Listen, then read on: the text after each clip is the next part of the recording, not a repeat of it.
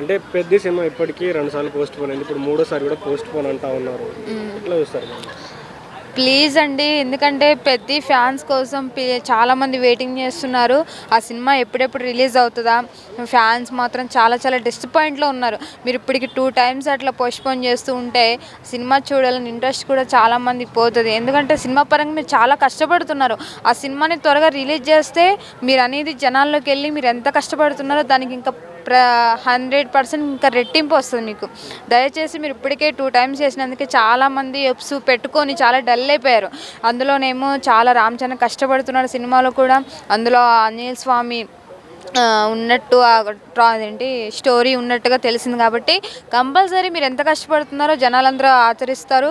మీరు ఏదైనా సరే ఈసారైనా పోస్ట్‌పోన్ చేయకుండా త్వరగా రిలీజ్ చేస్తే కంపల్సరీ మంచి ఏంటి ఉంటది, న్యాయం జరుగుతది సినిమాకని చెప్పి అనుకుంటున్నాము. అంటే మూవీ టీమ్ కాకుండా ఎస్‌కేఎన్ బయటికొచ్చి ఒక మూవీ ఈవెంట్ షోలో అక్కడ నిలబడి తాను బయటికి రిలీజ్ చేయడం ఎందుకు అట్లా? అంటే ఏం జరిగిందనుకోవచ్చు? తాను అంటే మూవీ టీమ్ కాకుండా ఎస్‌కేఎన్ ఎవరు బయట రిలీజ్ చేయడానికి ఆ డేట్ చెప్పడానికి ఎవరైనా కూడా ఫ్యాన్స్ అందరూ మండిపడుతున్నటువంటి పరిస్థితి. అదే కదా చెప్తే సినిమా డైరెక్టరో ప్రొడ్యూసరో లేకపోతే హీరోనో చెప్పాలి. మళ్ళీ వీళ్ళు చెప్పి మళ్ళీ ఉన్న ఫ్యాన్స్ని ఎందుకురా బాబు హోప్స్ పోగొడుతున్నారు? సినిమా ఎంతో కష్టపడుతున్నారు, వాళ్ళు చెప్పాలి. మధ్యలో వీళ్ళు చెప్పి ఉన్నోళ్ళకి చూడాలని ఇంట్రెస్ట్ కూడా దొబ్బేటట్టుంది ఫస్ట్ ఇక్కడ.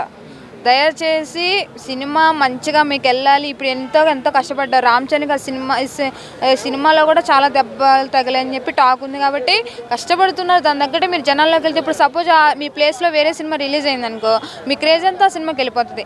సపోజ్ మీ కర్మగాలి అదే సినిమాకి వేరే సినిమా కూడా రిలీజ్ అయిందనుకో మీరు కష్టపడిందంతా వృధా అయిపోతుంది కదా. మీరు ఎట్లా అయినా కష్టపడి జనాల్లోకి వెళ్ళాలంటే ఏ సినిమా రిలీజ్ కాకముందే మీరు రిలీజ్ చేస్తే మీకు ఒక ప్లస్ పాయింట్ అనేది ఉంటుంది. విలేజ్ బ్యాక్డ్రాప్లో ఇంతకుముందు రామ్ చరణ్కి రంగస్థలం కూడా వచ్చింది. అప్పుడు చాలా బజ్ క్రియేట్ అయింది, కలెక్షన్స్ కూడా బాగా వచ్చాయి. సో ఇప్పుడు కూడా పెద్దకి విలేజ్ బ్యాక్డ్రాప్లోనే వస్తుంది కాబట్టి పెద్దగా బజ్ ఉంది కాబట్టి సో ఈ సినిమా ఎట్లా ఉండబోతా ఉంది? ఫ్యాన్స్ అందరు ఏమనుకుంటా ఉన్నారు? ఆల్రెడీ 2 సాంగ్స్ రిలీజ్ అయినందుకే చాలా హోప్ వచ్చేసింది రామ్ చరణ్ మీద. చిగిరి సింగ్ చాలా కష్టపడే విధంగా ఆ స్టెప్సే కానీ చిన్న పిల్లలు ఇదేంటి ముసలి వాళ్ళు కూడా ఆ స్టెప్స్ వేస్తున్నారు. చిగిరి సాంగ్స్కే కానీ ఇంకో సాంగ్ ఉంది కదా దానికి కూడా ఉంది కాబట్టి ఎందుకైనా ఒక సినిమా హిట్ కావాలంటే సాంగ్సే హైలైట్ అవుతాయి కాబట్టి ఆల్రెడీ సాంగ్ 50% కన్ఫర్మ్ అయితే మంచిగా ఉంటుంది సాంగ్స్ పరంగా. కానీ అందులో హీరోయిన్ కూడా మంచి హైలైట్ ఉన్న హీరో. మేము వెళ్ళాం కాబట్టి రామ్ చరణ్ చాలా కష్టపడుతున్నాడు.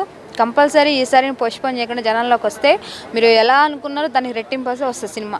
బాడీ ట్రాన్స్ఫర్మేషన్ చూశారు కదా, ఒకప్పుడు ఒక విధంగా ఉన్నటువంటి వ్యక్తి ఇప్పుడు మొన్న రిలీజ్ చేసినటువంటి పోస్టర్లో బాడీ ట్రాన్స్ఫర్మేషన్ చాలా పెద్ద ఎత్తున కనిపిస్తూ ఉంది. పెద్ద ఎత్తున కూడా వర్కౌట్ చేసినట్టు కనిపిస్తూ ఉంది. ఆల్రెడీ నేను రియల్గా చూశాను రామ్ చరణ్ బాడీ ఉంది బాగా కండలు చూసిన బాడీ చేస్తున్నాడు. మేము చూసాం షూటింగ్లో చాలా చాలా బాగున్నాడు. చాలా కష్టపడుతున్నాడు. దాని మీద ఇంకా మించిన ఫైటింగ్ సింగిల్ టేక్లో చేసేస్తున్నాడు.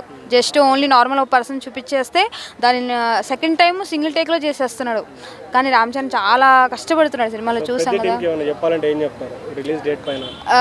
దయచేసి ఈసారైనా సరే 20 అంటున్నారు కదా నెక్స్ట్ మంత్ ఈ మంత్ కంపల్సరీ 20గా రిలీజ్ చేయండి ప్లీజ్. ఎందుకంటే రామ్ చరణ్ సాంగ్స్ పరంగా కానీ తను కష్టపడే విధానం చూస్తుంటే మీరు త్వరగా రిలీజ్ చేస్తే అంతగానో మీకు ప్లస్ పాయింట్ అని వస్తుంది. రోజుకి మంత్కి మీరు లేట్ చేస్తున్నారనుకో మీకు బెటర్ ఆప్షన్ ఉండదు అంతే.